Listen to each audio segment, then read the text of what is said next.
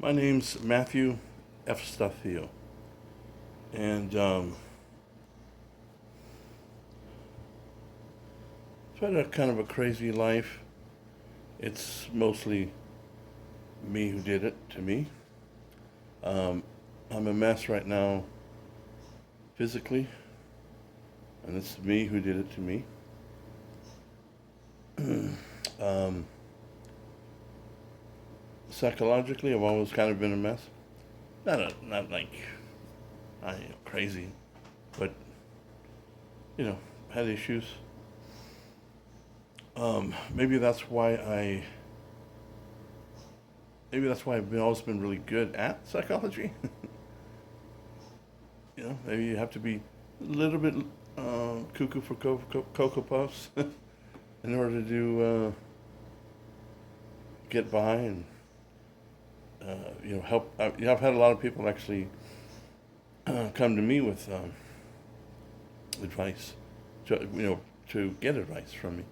I've known therapists, and they would call me to download their junk. They would use me as their therapist. Um, but anyway,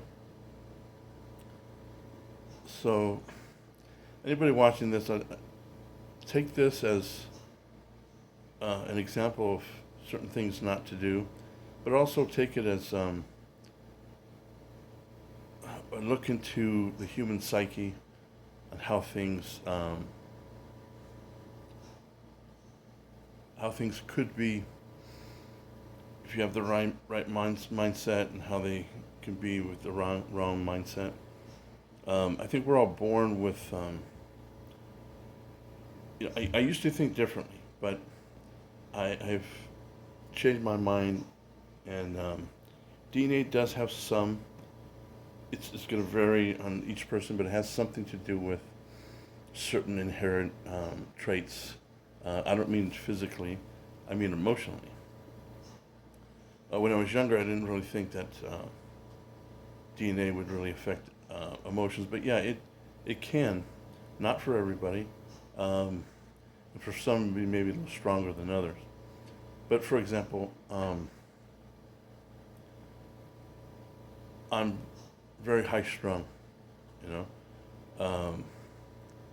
and I have I'm Greek, so I have that same mentality of, when it comes to fight or flight, there's no flight. It's just fight, and immediately fight, done.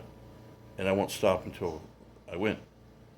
And to me, I think that's just, I wasn't raised with my parents, you know, telling me to be like that or anything. Just, I think that's inherent. My mom is Scottish.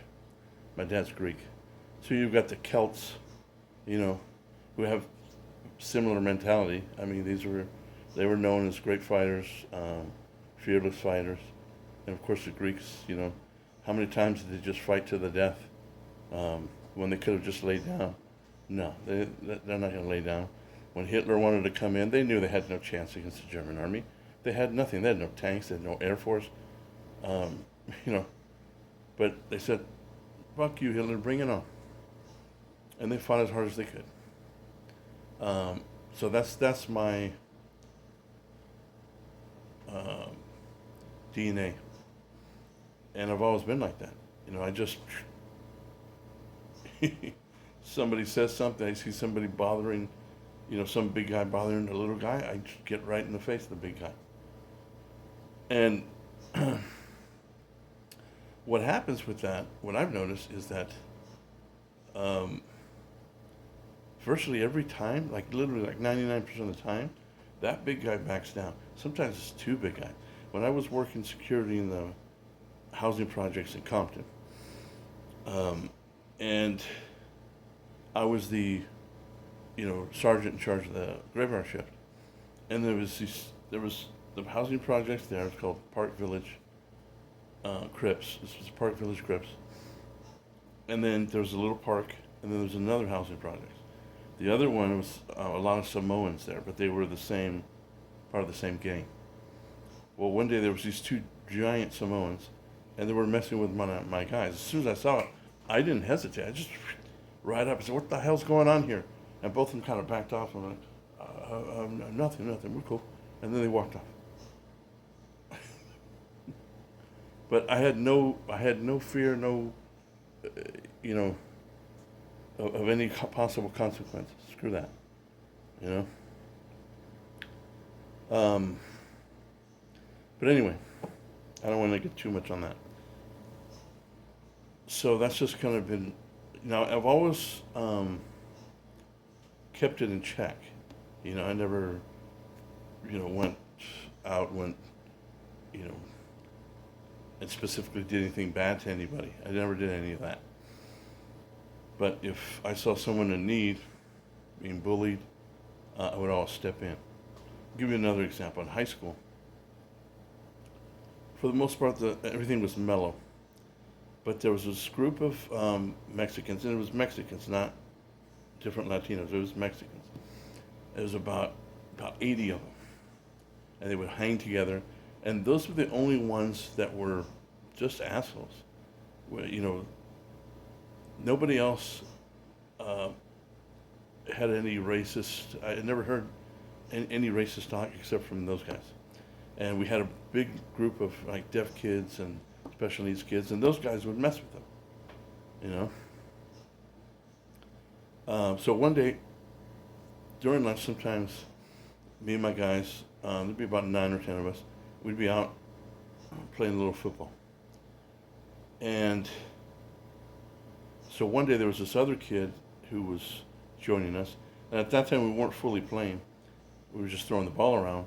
And this was a short little young kid, I think he was a freshman. And these 4 Mexican guys, they came over and they started messing with him. I said, screw that. So I ran up to them and I just barreled them. I knocked them down like bowling pins. All 4 of them, just blam. And they got up trying to act stupid. I got in their face. I said, let's go, all 4 of you, right now. And they were scared because they knew who I was.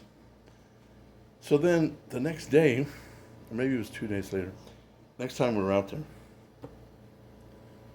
here comes all 80 of them coming for me. 80. That's how much it takes. They're such tough guys that it takes 80 of them to come after one guy.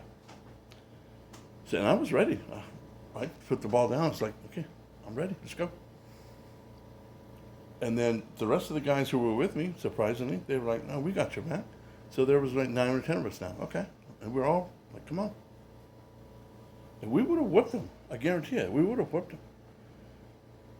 And then there was a black guy I knew. And I'm not sure why. I guess he was up front trying to figure out where they were going, who they were going to mess with. And he was kind of up front. And then he realized it was me, and he was like, oh shit, I know Matt. So he came running up, he was like, dude, they're all coming for you. I said, yeah, I know, fuck it. We're ready. And then even him said, fuck it, I got your back too. All of you? Come on, let's go. But then the school security came around, and then the cowards walked away. But I mean, I'm just showing you the kind of person I am. I'm not going to take shit for anyone, even as a kid. But I have had other major issues. Dad was a real piece of shit. He would just come home, shoot down a couple of shots, and then he would try and find a reason. And sometimes, if he had no reason, that would piss him off, and then he would just start beating everyone, just because he didn't have a reason to beat you. And I don't mean spank you on the butt. I mean fist in the head, kicking you, everything. He used to have wooden shoes, and he'd put the wooden shoes on us and kick us. And he would change shoes, or the wooden ones, specifically to come kick us. This is a grown man on kids, his own kids. And the worst part was, while he was doing it, he was saying the most vile, hateful, as if we just It's like he just loathed us. I mean, the look on his face and just say, "You're nothing. You're a piece of shit. You'll never amount to anything. You're a scumbag. You're a fucking loser." I mean, just, and thousands of times. I don't know how many times he said that. From the time I was this big. And I'm not joking. I mean, because I actually, believe it or not, I have a great memory.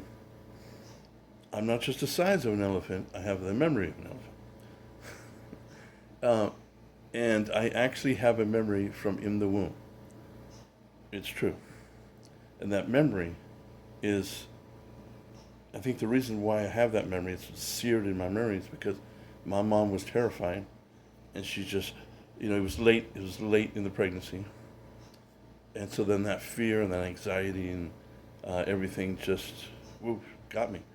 And I could hear yelling and screaming and very high pitched yelling and screaming and just seething anger.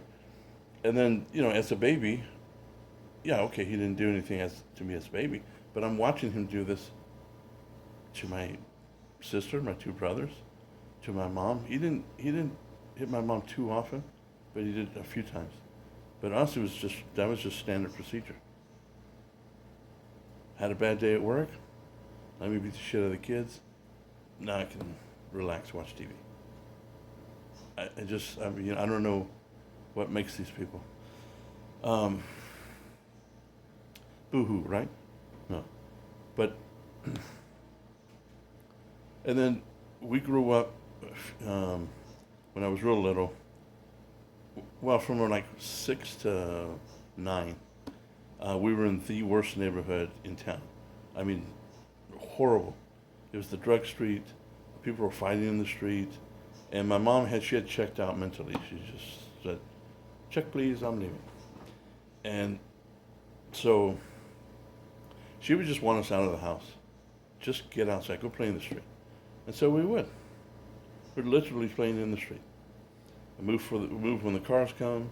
And again, we were little. My mom didn't pay attention. We would walk, a mile or so to the mall, spend all day there. We wouldn't call to check in. We would come back for dinner. And that would be it. There was no, oh, how was your day? What did you do? No, whatever. You're home, you're alive, okay, whatever. So obviously, stuff like that can give you some issues. I don't know why, but when I got to high school, something clicked literally from day one. I was like, I just can feel it. Like, okay, this is going to be way different. I'm going to love this, and I did. And right from the gate, my personality changed. I mean, even as a freshman, I was one of the most popular kids there.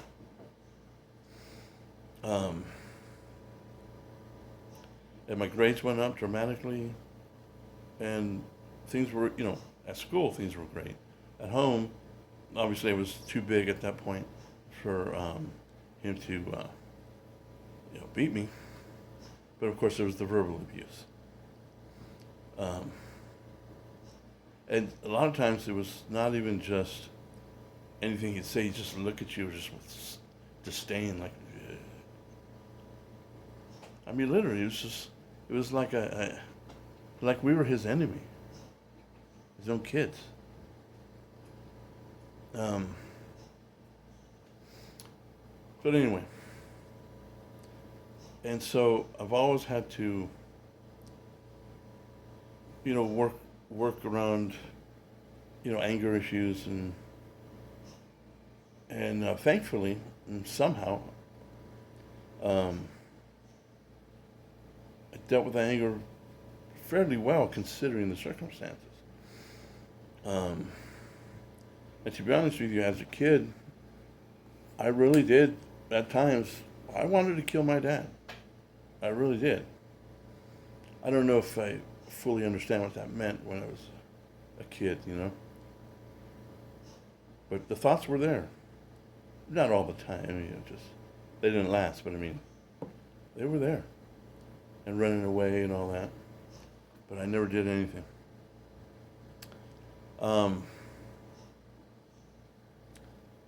And so, you know, I've always had a weight issue. Um, Part of that is here's where a lot of the psychology comes from. So, for example, my older brother, he's 5 years older. Um, we were born in the exact same size when we were born, 21 inches, 8 pounds, 10 ounces. Pretty big. And he went up. He's like 6'3", and he was always slim when he was young. And then, but he was the only child. So life was different. Mom was healthier, everything was different.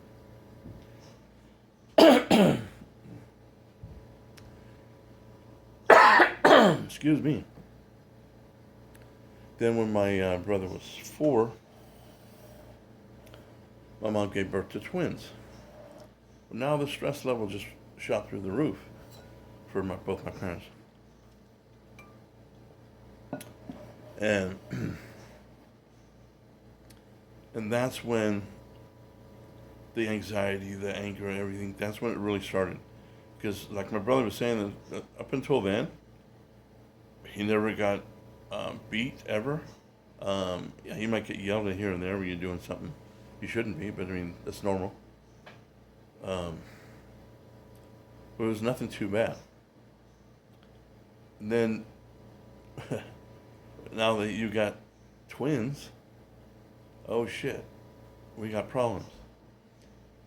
And then, just like 5 months later, she's pregnant again with this guy. So now the stress just went insane. So that's why, like, by the time I was born,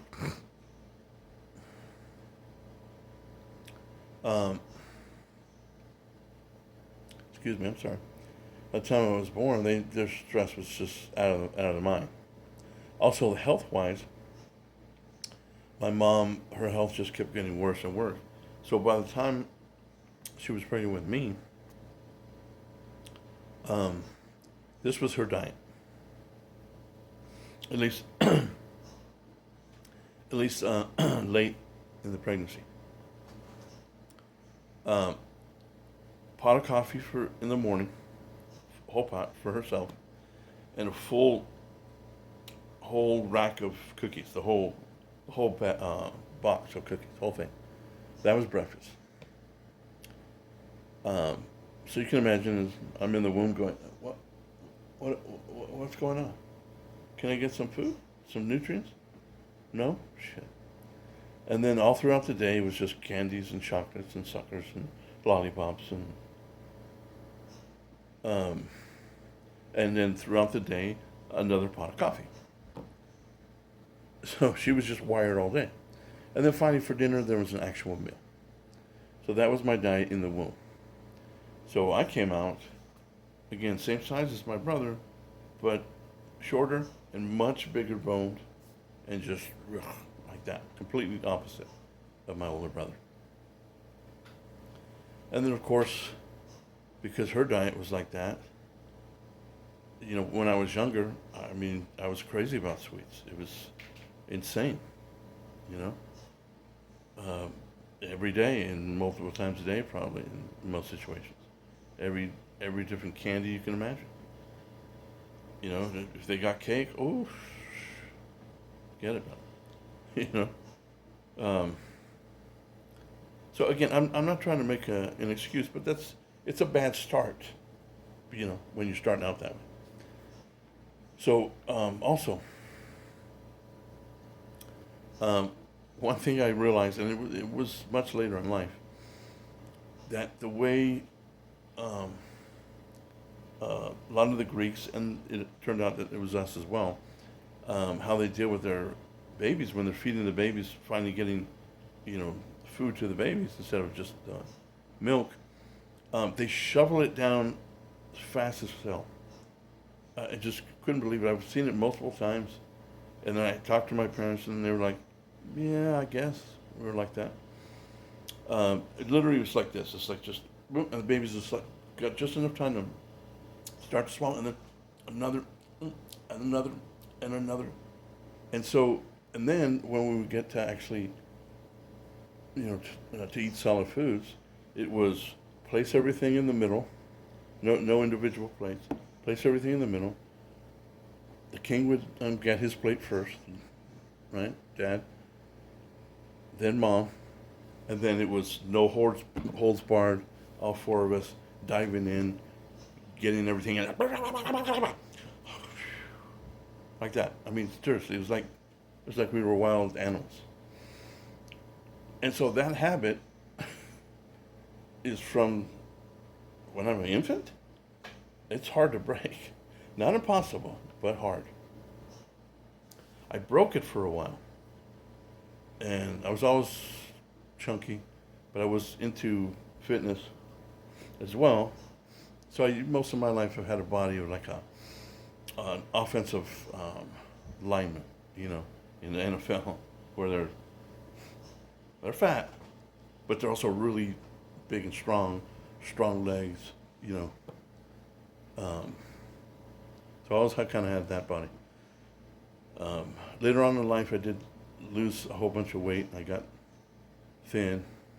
Actually, got into amateur bodybuilding, and then I got into a really stressful situation when I was 29, and I mean, and drinking and blah blah blah blah blah.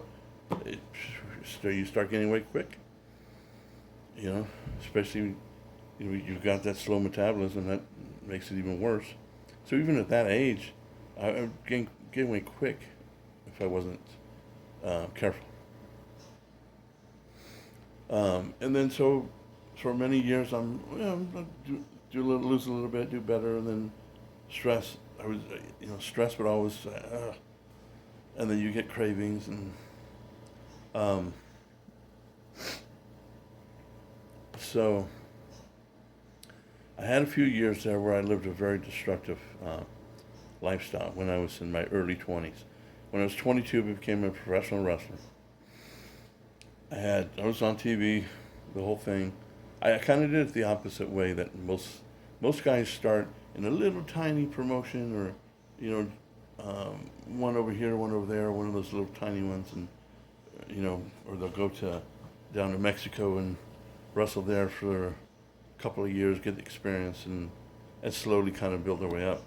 My very first match was televised against the one and only Mr. Wonderful Paul Orndorff. My first match, televised in front of thousands of people, And so all my first, 7 or 8 matches was there.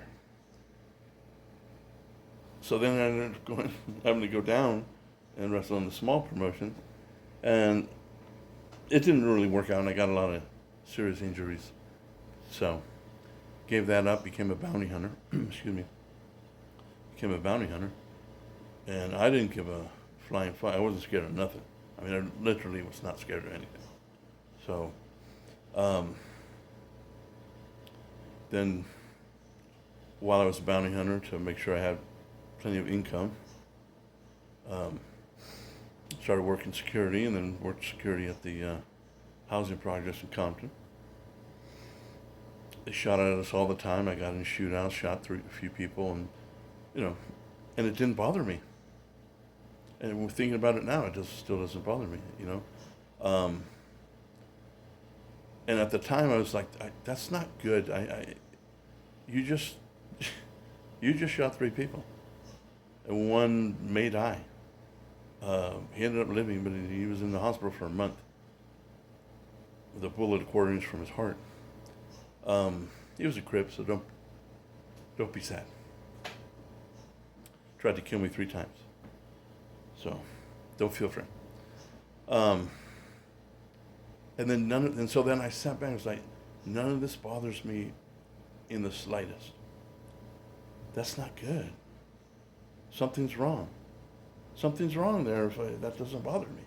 Not only does it didn't bother me, but after I shot him, they stopped shooting at us. They were scared of me. dozens and dozens of heavily armed Crips in their hood, and they were afraid of me. I would walk by myself um, in between them, and they were afraid. They'd run away. So that's why I kind of joke and say for a little bit, I was Wyatt Earp. Meaning, by myself, I had them all scared. And nobody would do anything when I was there. So it was like Wyatt Earp in Deadwood, which is where he originally got his name, in Kansas. He had some incidents, and then everyone was like, oh, if Wyatt Earp is there, shoot, I'm not going to mess around. So it was like that. And then I got bored. They stopped shooting at us, so I got bored. And that's when it really hit me, and I was like, okay, I have to change. This is not good. Either I need to go all in and go be like a mercenary or something, or I need to completely change. And so I changed, but I don't think I ever fully completed the change, because it's so tough. It's just like a soldier. You come home from war, you can't just go right back into to your normal life. You can't do that. It takes years, maybe the rest of your life. It never fully leaves you. There's always a bit of it there, But so then that of course was emotionally turbulent, because I'm trying hard to be completely different, but it's still calling me back, and and sometimes when you're like that, you make wrong decisions. I made way too many bad decisions. I mean, one thing I learned the hard way is never make decisions when you're very emotional. Never make snap decisions. Always step back, calm down, think about it thoroughly, and then decide. And I didn't do that a bunch of times, and I paid the price for it every time. I'm stubborn. So, but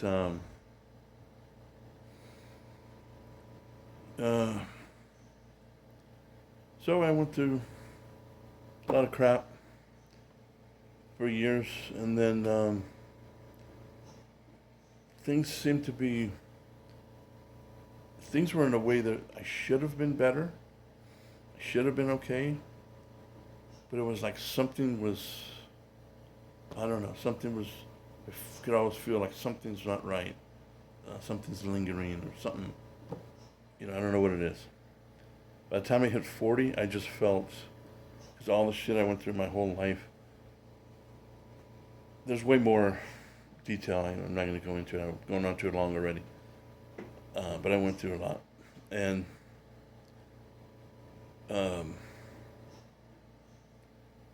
so by the time I was about 40, early 40s, I had basically I was ready to just call it quits, check out. Like, I need to find some way to, retire as early as possible. And I don't need a bunch of money. I'll live, as cheaply as possible. I was just burnt out on work, burnt out on life, basically. I wasn't suicidal or anything, but I'm just saying, just the whole rat race and just everything, and then you got government doing stupid stuff and all this, and just all hitting you. So I started getting burnt out, and then after that, it's just like any job. I left good jobs, and then I would go get another good one, and as soon as I get hired, I'm already thinking about, okay, how long will I stay? How will I leave? It was never, I wouldn't stay longer than a year, 6 months to a year most of the time. So somehow I ended up, after being a truck driver, I did okay. And then small, mild inheritance. So financially, I'm okay. But you see, I mean, I'm just, I never got myself right um, emotionally. Um, I know people say, well, it's never too late. No, it's too late because, I mean, I literally could drop dead any moment. I don't see how I have more than a few months at this point. Um, well over 450 pounds at 56 years old. Diabetes, um, very high blood pressure, even with medication. Starting to lose it up here, forgetting whole days. I'm like literally losing whole days. I'm, it's more than forget. I mean, I have Biden moments, where I'm like, huh, what? Eh, what did I say? What am I doing? You know, got lymphedema in my lower legs. That's really bothering me now, and so I'm a mess. But I am.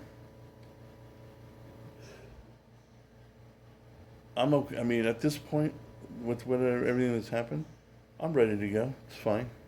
I'm definitely not suicidal. Not gonna do that. But you know,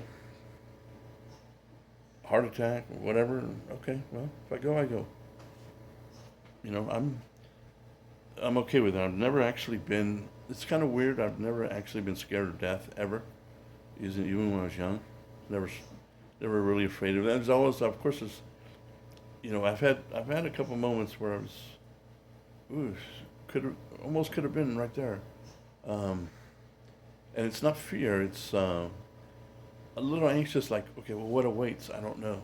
So you know what I mean? It's just like it's the unknown that kind of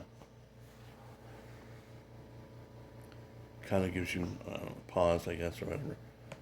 Um, so, if you take anything from this, just learn from my mistakes. Don't get too emotional. Don't get think before you act. Always calm down. Um, the best thing to do if somebody is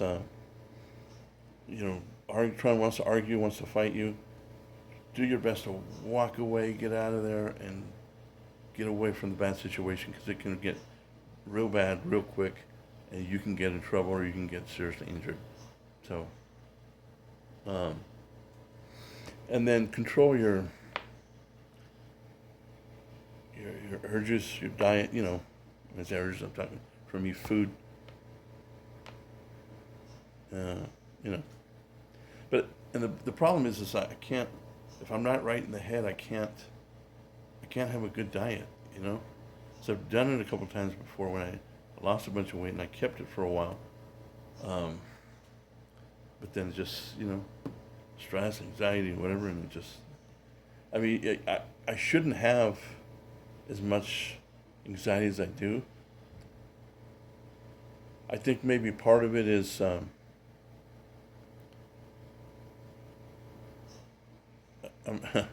I'm opening up a lot to uh, whoever, but you know what? If somebody can learn, if I can help one person, keep them from ending up like me, it's good. Anyway,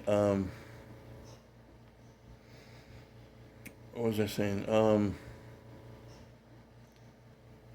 yeah, some of the you get older once you hit 50, 55, you start reflecting on your life more, and I think that's actually a big part of why I'm not really okay in the head right now. I'm anxious because I just I'm so disappointed because I had so much potential. And I look back on life, oh man, why did you do that? Why did you do that? Oh, you really messed up here. Oh, you messed up here. And and so it just makes it worse. Um, a couple of years ago, I had hired a trainer. It was a little thinner. I hired a trainer. I started to feel better, and then I had a really horrible stomach ulcer, bleeding ulcer. It was really bad. It was huge. Lost more than half my hemoglobin, the red blood cells, and that took a while to get okay after that. So then I stopped all the, the trainer and all that, and just went back into. From then, I think, and that was over 2 years ago. From then, I think deep inside, I just said, that's it, it's over. Just eat, drink, be merry, and, when it comes, it comes.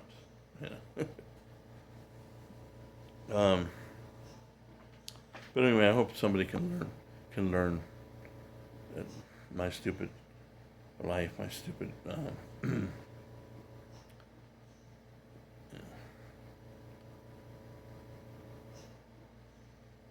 stupid behavior. So this could be one of the last videos I make. So, but I hope